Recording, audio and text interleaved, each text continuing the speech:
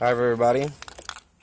If you have a 2004 Ford Explorer and I have a key like this with a chip in it, the chip seems to go out of like programming or some sort, not 100% sure.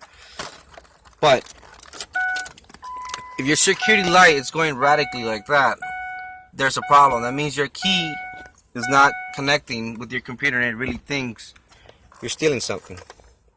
So what you have to do is get another key from a locksmith or get it programmed anywhere that they are, certified. It will work properly. Old key. There's a key that I got from locksmith. It's a brand new key with a new chip in it.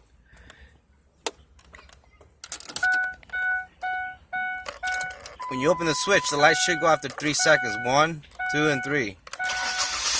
The ignition will turn right back on. Simple fix, and it'll save you a big headache. Old key, reprogrammed key. Security light. 1, 2, and 3.